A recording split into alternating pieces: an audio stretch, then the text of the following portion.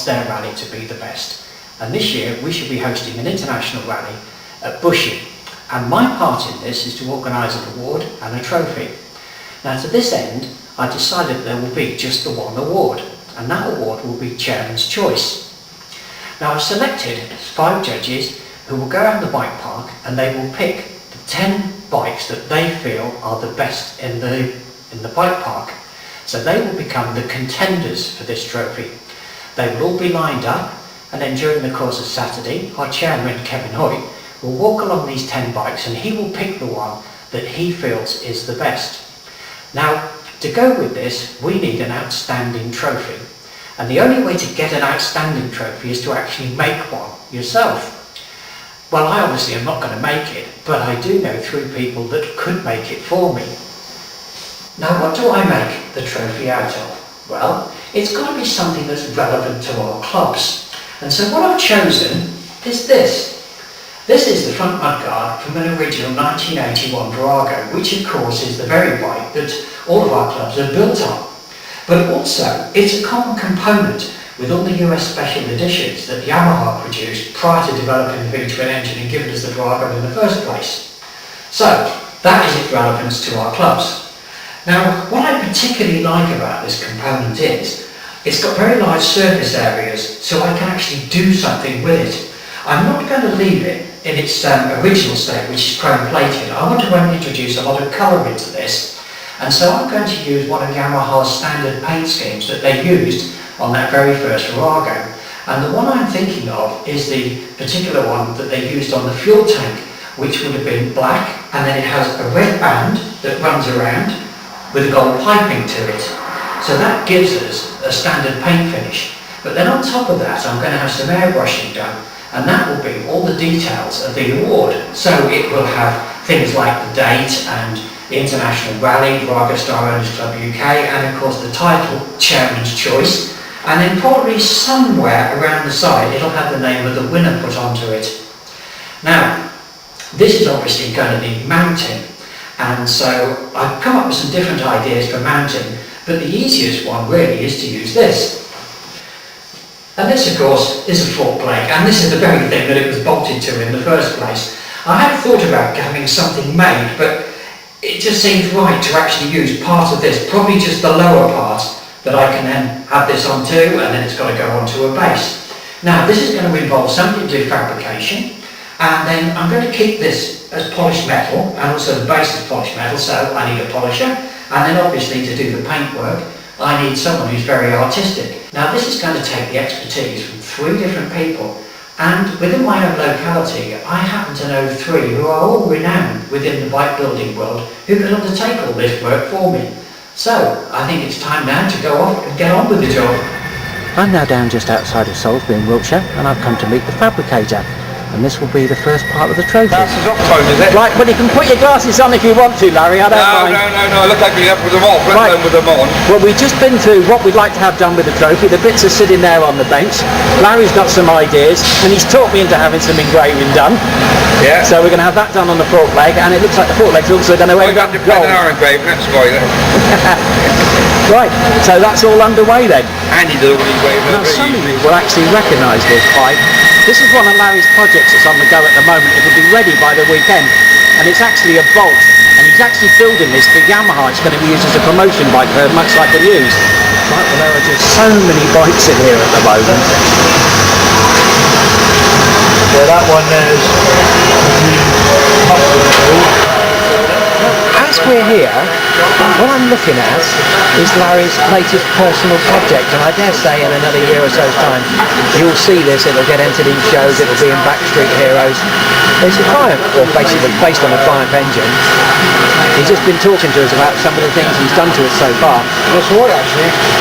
But you know the big one, the cheaper than And those coils on the side there are to cool the oil. So oil will flow through the oil.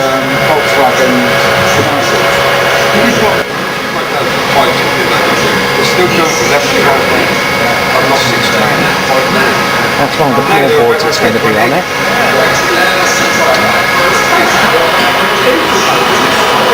Now Larry has just told filming it, this bike will be finished and in a show in mid-February, which is only around 5 or 6 weeks away. Well, it's now early in March and the trophy is finished. Larry has got a little bit behind, and it's all to do with that triumph that he was working on when I last went down there. Now that bike is finished, and it's also been in its first show, which was the XL show in London, and I know that some of you have already seen it. In fact, Chris Seymour has already photographed it, and it's up on the Vulture's website. Anyhow, I'm now off down there to pick up the trophy. Oh, and in the meantime, all of the rosettes and certificates are made.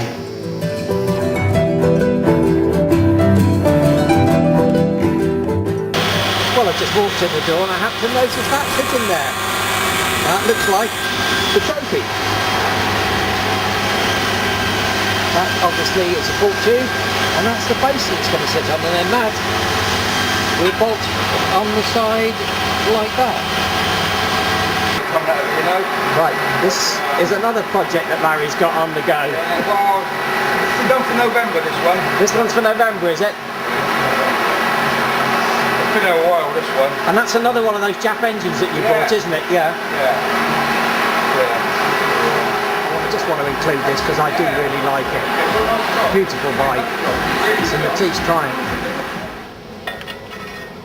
Well, there it is, completely finished. They brought it outside for me to film it.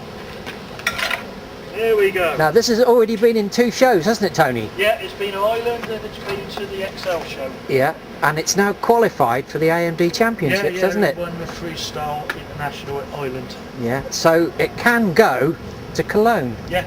For the finals. I know I have been talking to Larry about it. He said, oh, maybe I might not go. I think, you know, oh, should I, shouldn't I? Long way away yet. It is a lovely bike. So we'll see how it goes. Right, let's go to the toilet.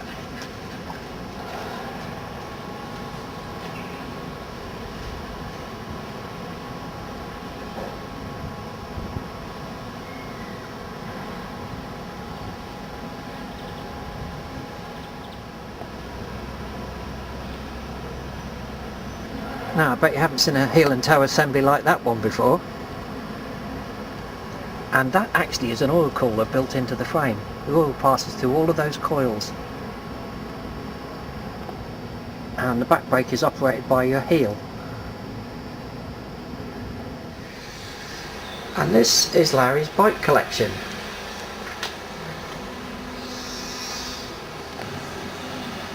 Over there we've got some more.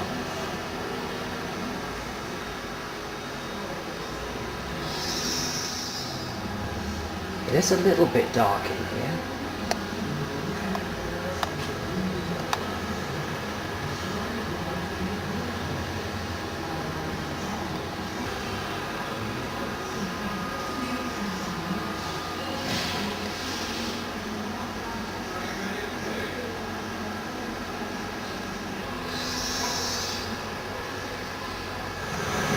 And there he is, working hard. Oh, his machine is working hard. I haven't bloody stopped for months. But that's good for business. Is it? And that's what goes on in there. Is it? And that's what really makes it happen.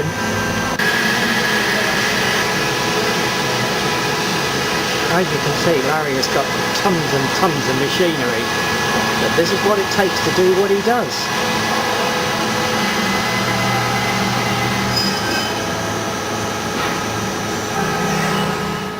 I'm now in Bristol, and this is the complex where both Tim and Nick have got their workshops.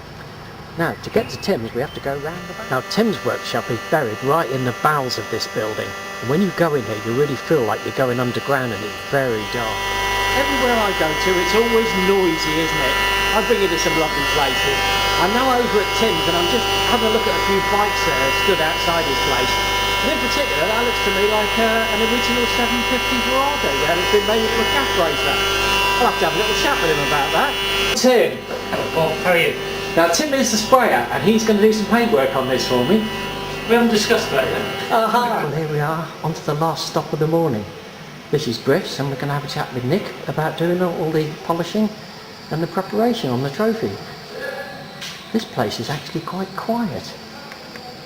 As you can see, lots of his powder coating things, all waiting drying out. Let's go inside and see him. Hello, Bob. Hello Nick, how are you? Alright, mate.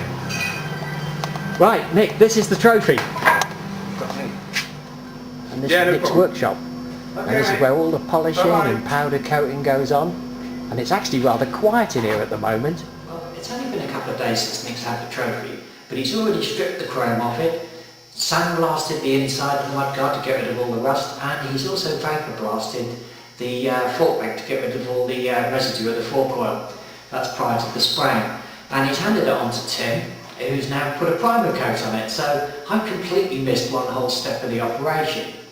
But I thought I'd just tell you a little bit about Nick's bikes, because not only does he do complete builds, many of which have been featured in Backstreet Heroes and 100% Bikers, but because he offers such a broad range of metal finishing services, he's been involved in literally hundreds of restoration projects on classic bikes, all the way through to custom bike builds. And during February I went over to the classic bike show at Shepton Mallet, which was the Bristol Classic Bike Show, and caught up with him on his stand, and here's some of his bikes that he's worked on. He does one here every year, and most of these bikes are ones that he's worked on or built himself. Hello Nick. How many of these bikes have you actually worked on?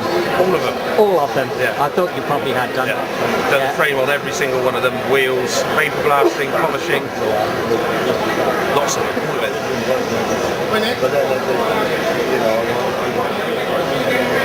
Right, well Nick has just been going through all the work that he's done to all of these bikes. Every single one of them has had something done to him by himself. That Vincent has been attracting a lot of attention today.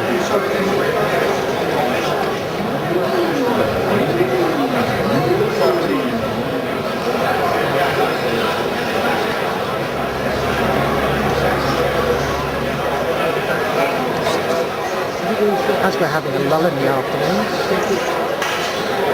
I thought I'd just get this quick shot of all of his bikes.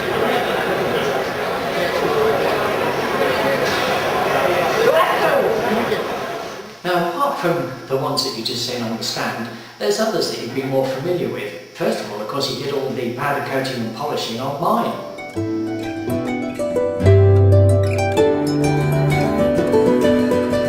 And diamond profiling is another service that he offered, and he did all of that on Nick Lepardieu's Wild Star.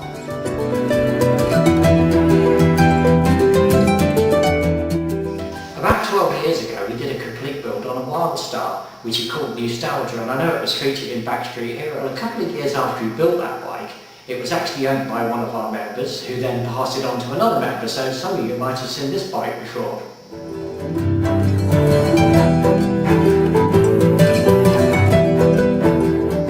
Now we'll just have a quick look at his own bike collection. He built it about 4 years ago. It's based on a Bulldog, and I seem to remember this been in Backstreet Heroes. And if anybody's interested, this is actually up for sale. Nick's quite pragmatic with his bikes. He knows that if he keeps on building them, he does have to sell them in the end. Otherwise, you just end up with too many of them. How much are you going to part with it for then, Nick? What would tempt you? £3,500. That sounds like a good price actually for that. Yeah. So he's done 2,000 miles. And it's only done 2,000 miles from new.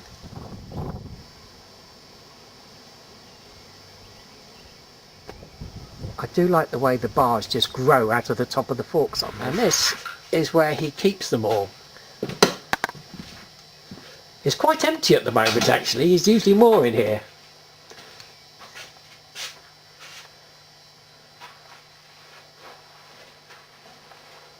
Now that one actually looks quite familiar to me. Have I seen that? Has that been in Backstreet Heroes?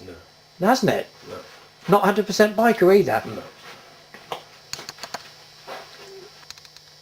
Well, that one I've seen before, because that has been in Backstreet Heroes, hasn't it? Yeah. I thought it had been. Yeah, that was a cover bike, that one. Yeah. They're all round here actually, on the walls.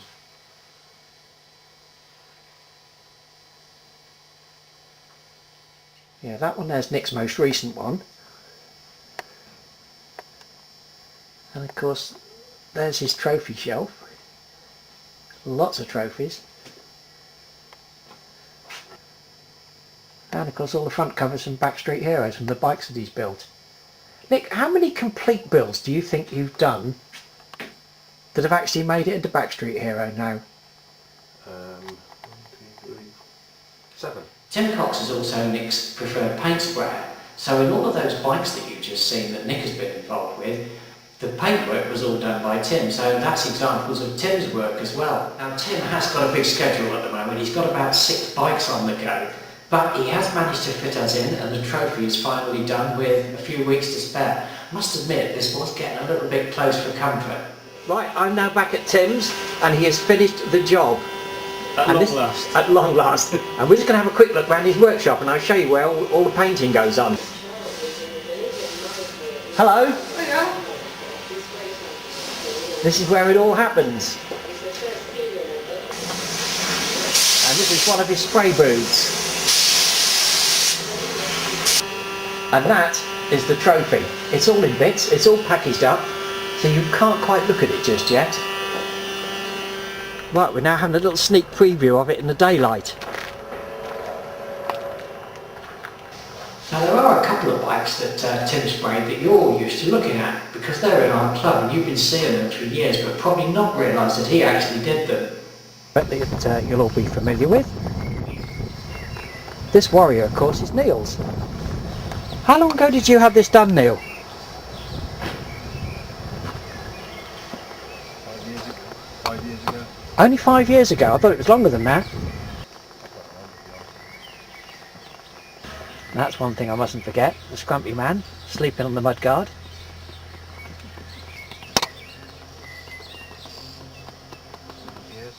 And of course the other one is mine. And this was done nearly 10 years ago now. Now when my bike was first done, I entered it in a national custom show and it got highly commended and one of the reasons was because of Tim's paintwork. Anyway, enough of that, let's go now and have a look at the trophy that they all built for me. Now I had asked him to put Chairman's Choice and the International Rally Bushey 2015 in gold, but he had other ideas. And at first, when I saw this in the darkness of his workshop, I couldn't quite work out what he'd done.